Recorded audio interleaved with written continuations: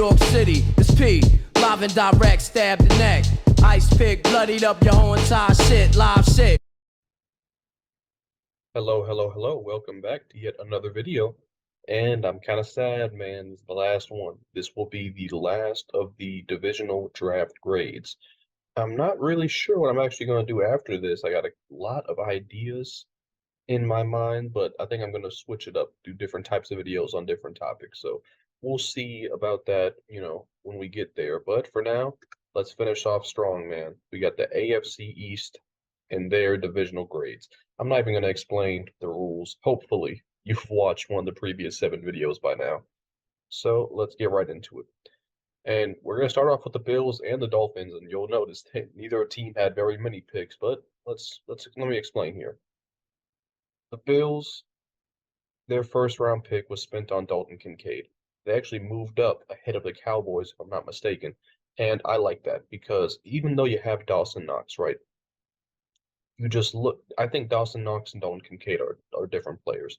I see Dalton Knox. Is it Dawson Knox? I see Dawson Knox as more of a deep threat and less of a guy who you rely on as kind of like the safety blanket, kind of like the traditional tight end who runs underneath routes, secure hands, and is the dump off guy in the emergency for a quarterback.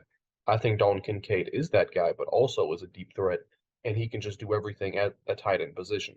He's not much of a blocker, so he will be used more as just a plain receiver in the Bills offense, but I just love the fact of giving Josh Allen a reliable target for when, Diggs and Gabriel Davis aren't open.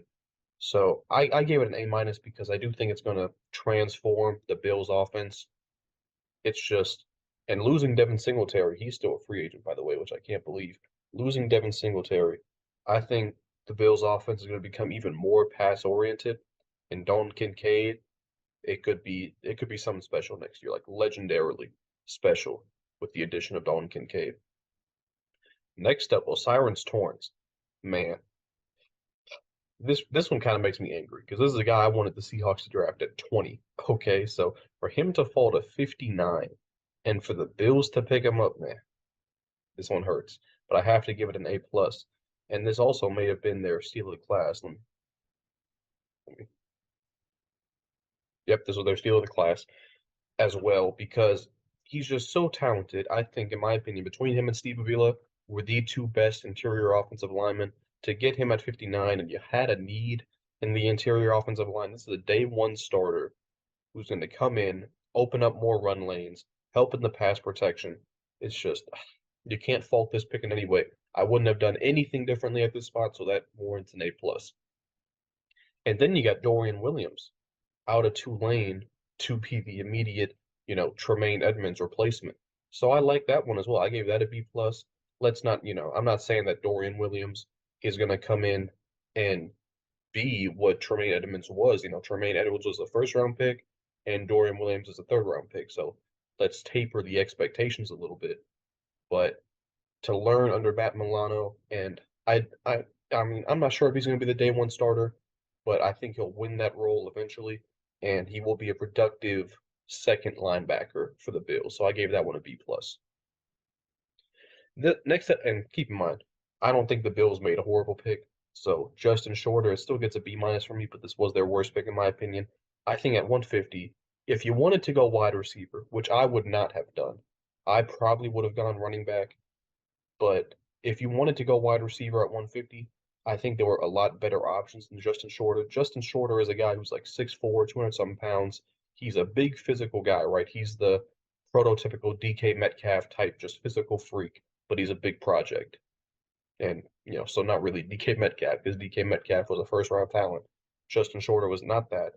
But I just don't like the idea of the Bills, like a playoff contending team, Super Bowl contender, drafting a project receiver over guys who are more proven and I think could have played a day 1 role. Because I'm not sure if Justin Shorter is that guy. I've seen some Bills fans say he's going to start off on the practice squad, and I just don't love that for a pick at 150. So I gave that a B minus. I would have rather them gone with a more proven guy than a potential based guy at 150. That's just my opinion. But then Nick Broker at 230, I gave this a B. I think most picks in this range, like Alex Austin, they're guys who, may make the practice squad, but most likely don't make it through training camp. And Nick Broker, you're addressing a position of need on the offensive line, and I think he actually has a good chance of making the 53-man roster. So I gave that a B because I like the position it addresses and I like the talent at 230. I think it's good value. So I gave that a B. And if you look at the overall grade, we have 5 graded players, 6 picks. You can see where they chose to address a lot on offense, a lot on the offense. Really, only one defensive player in Dorian Williams, and it shakes up to be a 6.2, which is a B plus, which I agree with that grade. And I think for only having 6 picks, they did a lot. I think they got 3 day 1 starters and another guy in Justin Shorter, who has the potential to eventually become a starter. But I like that draft from the Bills. It was one of the better ones we've seen so far, especially considering how few picks they had. Next up, though, we got the Dolphins. When we talk about few picks, there it is. But let's get into it. Cam Smith at 51. I love the value. I had Cam Smith as one of my 4 best corners. Eventually, I think I had Deontay Banks overtaking him, but I still had Cam Smith at number 5. And for him to fall to 51 is amazing. I don't know how it happened. And the Dolphins, I think you just take the best player available. Yeah, you have Xavier Howard and Jalen Ramsey, but it's not like either of those guys are spring chickens. Look at what happened with Byron Jones. He retired at like 30. So I think taking the best player available, which in their opinion Cam Smith was, I can't fault that whatsoever. Did they have glaring positions of need, which was not cornerback? Absolutely. You look at offensive line, you look at tight end. So I don't think Cam Smith will play as much of a value year 1 as some other picks would have. That's why it's not an A or an A plus. But I think taking in my opinion, the best player available at a position which is always going to be valuable. You can't fault a team for having too many corners. That's what overall makes this an A minus for me, and I think it was their steal of the class at 51. Next up, we have Devon Achane or A Chain. I can never figure out how to say his last name. Out of Texas A&M, I gave this an A. Again, did they need running back? Not at all, but they're just thinking they fell in love with the prospect clearly, right? At 84 to draft a running back for a team that doesn't really need running back, they gotta love him. And I am actually a little bit scared of what not Kyle Shanahan. What the fuck is dude's name? Mike McDaniels. What Mike McDaniels can do with a player of Devon Achane's talent and speed in that running back room. It's already a pretty deep running back room. Jeff Wilson, Raheem Mostert, but adding Devon Achane in there, he could be something special. And I don't doubt that they're going to get the most, impact out of him. So I'm going to give that an A because I think he is going to be, a very productive player right away for the Dolphins. Next up, we have Elijah Higgins at 197. I think this is their worst pick. Now, it says wide receiver, but I've seen some things that say he is actually going to be a tight end in the NFL, and he's pretty undersized for that. I mean, I think he's like 6'3", 6'2", 215 pounds, I think, if I'm remembering correctly. Yeah, I don't love that, especially with guys like Zach Kuntz on the board. Like, why would you draft a project wide receiver you'd have to convert to tight end, rather than drafting just a straight up tight end who already has the physicals. So I don't like that at all. I don't think that was the right pick. I gave that a C plus because it kind of addresses the tight end need, but not really. So yeah, that was their worst pick in my opinion. And then Ryan Hayes at 238. You finally addressed the offensive line. Did you wait a little long to do it? Yeah, I probably would have addressed it at 197, but I had to give it a B minus. If you address position of need, I can't really fault it that heavily, but I still don't agree with the way they went about it, even though I gave Ryan Hayes a B minus. So with only 4 picks, I mean, this is going to be pretty difficult. It rounded up to a 5.75, and I had the discretion of either rounding up to a B plus or keeping it at a B. I decided to keep it at a B. For 4 picks to equal a B plus, they would have had to be pretty fucking amazing, right? And I just don't think their last 2 picks were anything special. So I decided to not round up and keep it at a B. Next up, we got the Jets. Starting off, for sure, I think at this point at 15, I thought it was the biggest reach of the first round when watching it live, even over Jahmyr Gibbs, because I still thought Jahmyr Gibbs was going to be, picked in like the 20s. But Will McDonald, I did not have a first round projection on Will McDonald. That being said, when the Steelers traded up to 14 and drafted Broderick Jones, the Jets were fucked.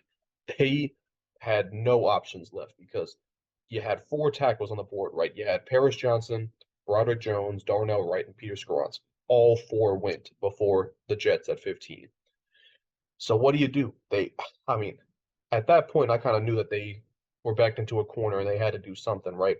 I would have hoped that they could have traded down because at 15, whatever they were going to do was going to be a reach, right? Because I don't think they were going to draft a wide receiver. So it was either going to be, do you reach on a guy like Anton Harrison, or do you take one of these defensive players?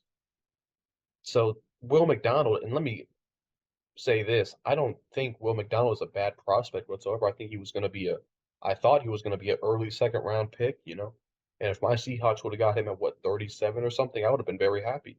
But 15, I think it's a big reach. And also, I mean, me personally, I'm taking Nolan Smith.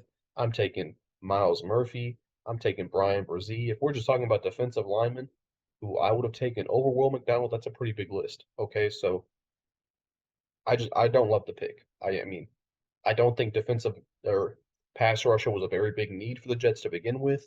And I think at most year one, Will McDonald is going to be a rotational guy. I mean, so I don't love that pick, man. At 15, it's pretty bad value. Okay, so I gave that a D plus. Next up though, we got Joe Tippmann. And this kind of changes their whole perspective about their offensive line because I think Joe Tippmann's a very good player. I think it was their best pick overall. I gave it an A minus. But this also probably means you're going to have Elijah Vera Tucker playing tackle, and you're going to move some other guys around. Joe Tippmann's probably going to be a starter. So this pick has a lot of ripple effects throughout their entire offensive line, but I still like it because you take a guy who's going to play an immediate impact, probably make the offensive line better overall, and it's going to lead to some positive changes there. So I gave it an A minus, and I really like that pick. Next up, we have Carter Warren out of Pitt, offensive tackle.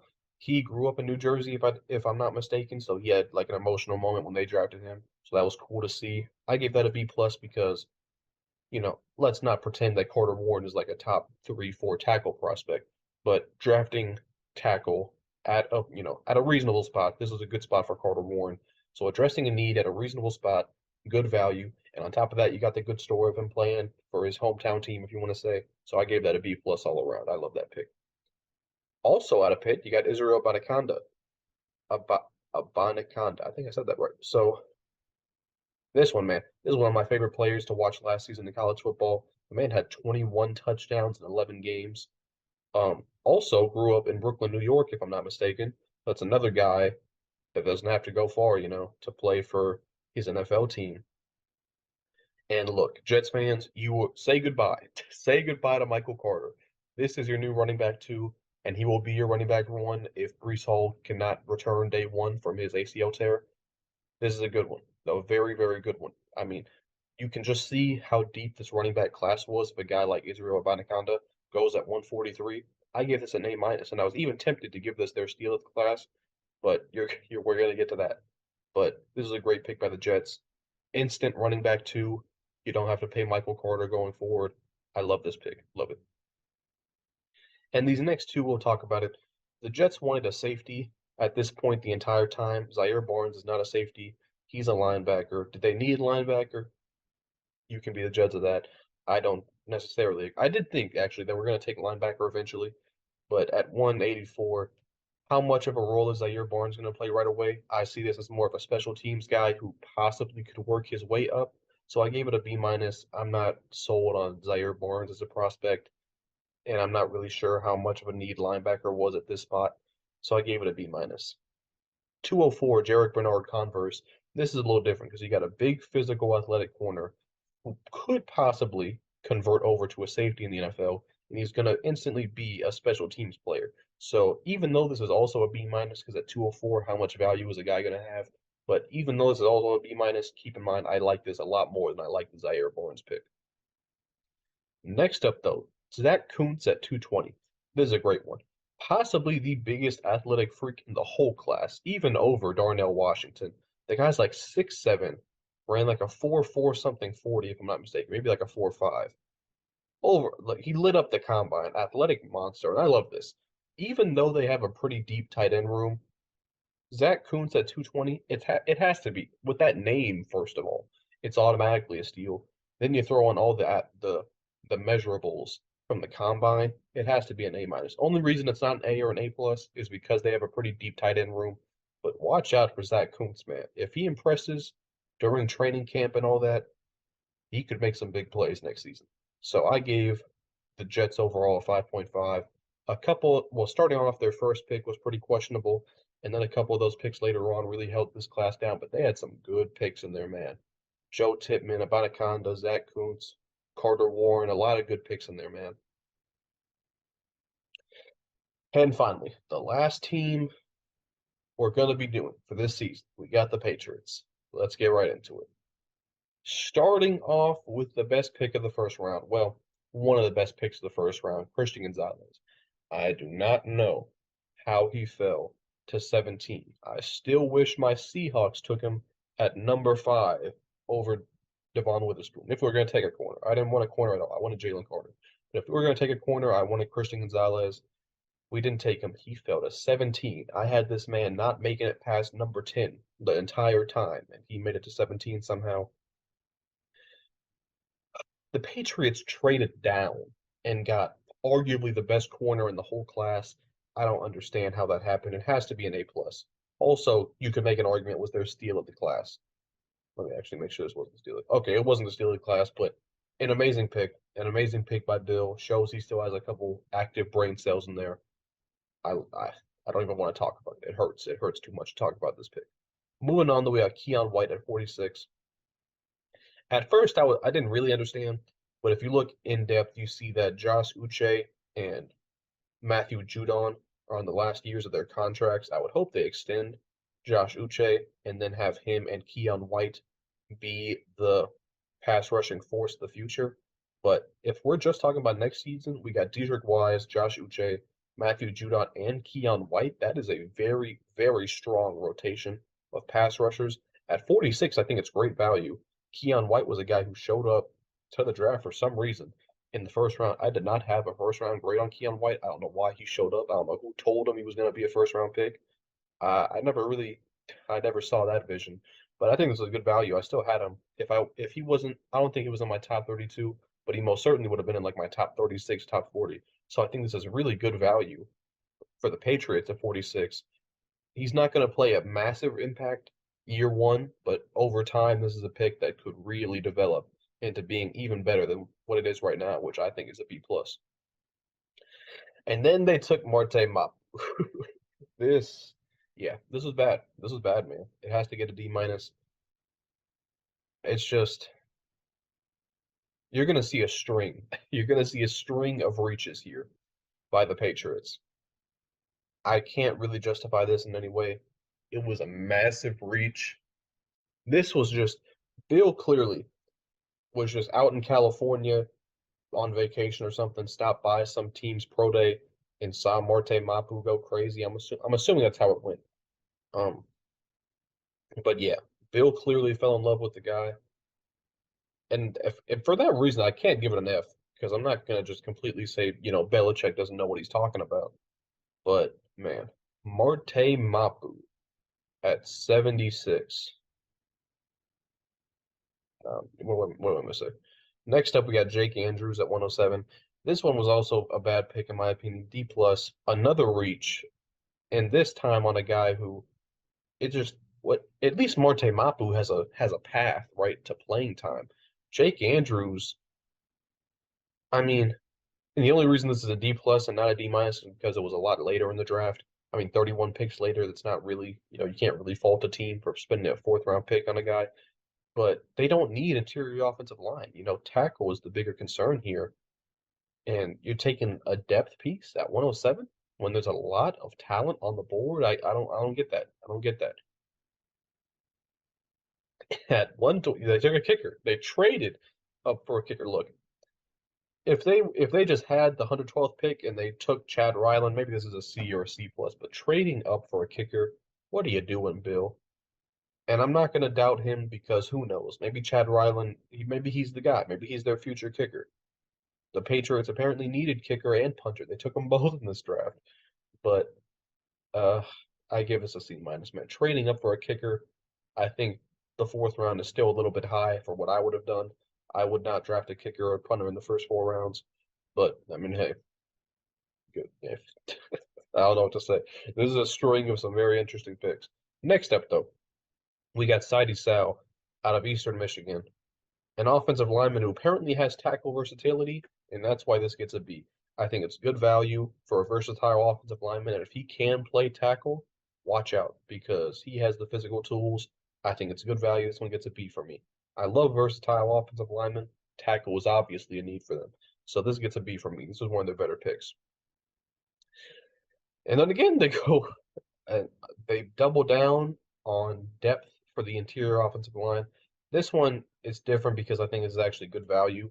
I think Antonio Mafi might be better than this Jake Andrews, but doubling down the first, if they would have just took Antonio Mafi at 144 and spent the 107 pick on somebody they actually needed, this could have been a very, very different draft class, but they didn't. I had to give Antonio Mafi a B minus because even though they doubled down, that's not his fault. I think it's still good value on a versatile offensive lineman. So I gave that a B minus. But they're steal the class for sure.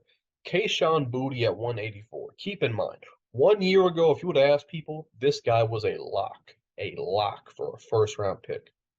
He was bad last season, but not like not like insultingly bad, but he had a very big down year. Obviously, he had the whole sex party scandal with the LSU. I'm not sure how big of a role that played in his draft stock falling, but to get him at 187, and obviously we know the Patriots desperately needed a receiver this whole time. The fans were begging and crying for a receiver, and they got their guy, Kayshon Boutte at 187. I mean, it's one of their best picks they've made. I gave it an A minus. Maybe that was even a little harsh. Maybe that could have got an A from me. Maybe that should have got an A, but I gave it an A minus. Then you took Bryce Behringer at Michigan State. I'm not going to spend too much time on this. I think this is a good spot for a punter, and the Patriots actually needed a punter very badly, apparently. So I gave that a B. I think that's good value for a guy who's obviously going to play right away and make a pretty big impact for their special teams. Next up, you got Demario Douglas out of Liberty. This is a guy who's a little undersized. He's more of the speed, deep threat. I see this as a special teams pick again, but I like the fact that you're getting younger in the wide receiver room. You're doubling down on it. I like both those things. I gave it a B. Is he going to be a massive impact player right away? No. Is this a good developmental pick for the future? Yes. So it gets a B for me. Next, in their next two picks, we'll talk about these guys together. Both big physical corners, the things the Patriots don't usually draft. But I like both the picks. Are both these guys probably just going to end up being special teams practice squad guys? Yeah, probably. But I still like the fact that they're going against the grain as far as what they usually do and taking big physical corners. So I gave both of those C pluses for Amir Speed and Isaiah Bolden. Overall, 12 picks, 12 grades, took up the entire fucking screen. It shakes up to a 4.96. Look, I think the Patriots got a lot of players who could possibly play big roles in the future, but so many reaches, so many picks where I was just like, what the hell are you doing? It was one of the worst drafts overall we've seen so far. So that's how it shakes up, man. I think the Bills and the Dolphins both commendable drafts, especially with how little draft capital they had. And then the Jets, solid draft, nothing to write home about, but they made some good picks in there. And then the Patriots, yeah, the Patriots. That's going to be it, man. Finally, we're done. Took like 9 or 10 days to get through all 8 of these teams. I'm very happy with it, though. It seems like you guys have enjoyed these videos a lot. So please leave a like if you enjoyed, subscribe if you're new, and be on the lookout for what I decide to do next with these videos. So appreciate y'all. See y'all next time. Peace. It's out the motherfucking pack. Right out the niggas don't know how to act.